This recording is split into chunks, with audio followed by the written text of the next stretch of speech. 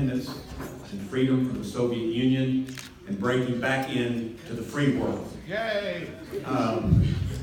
Thanks, Steve. And I am co-chair of the Georgia Caucus, and that is a privilege that I share in a bipartisan way with Mr. Conley from Virginia, and we are proud to be co-chairs of the caucus. We've both been to Georgia a couple of times. We have now 36 members of the caucus. We have a couple of them here. David Price from North Carolina is here. Yay! Steve Cohen from Tennessee is here. And I'm going to make just a couple of comments, and I'm going to turn it over to Jerry for his comments, and then we'll hear from the ambassador. As I mentioned, 25 years of independence, the strongest democracy in the region, a democracy that looks to the West, a democracy that has thrown off the chains of the Soviet Union and is still fighting to keep independence from the Russian bear.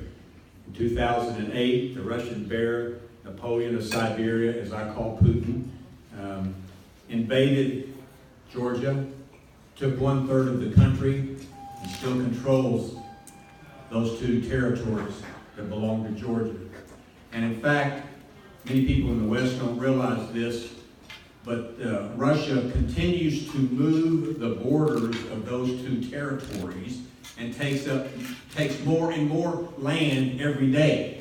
A farmer may wake up in the morning and see that the fence line has been moved, and now he is in the occupied territory that the Russians occupy, whereas the day before, he was not. And so that's taking place. The world needs to understand that. We hope, our desire, is to make sure that Georgia remains a democracy, continues to look to the West, and make sure that the old yearning, maybe of some in Georgia, to go back to those awful days of Russia, those are thwarted because the U.S., for one, wants to work with Georgia and to make it a stronger ally.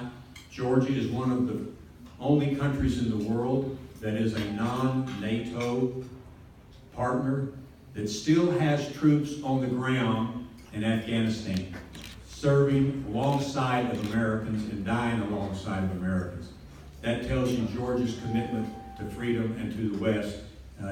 And I thank you on behalf of those military that serve here in the U.S. and from the U.S. for that commitment that the Georgians have.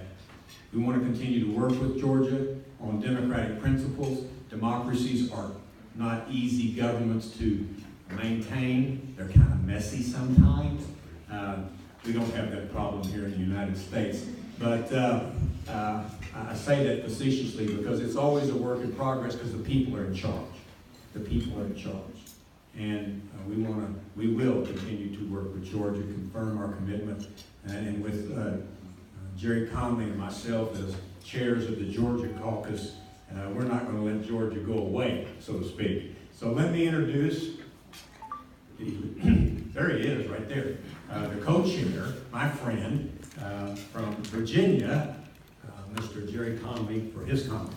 Thank you, Ted.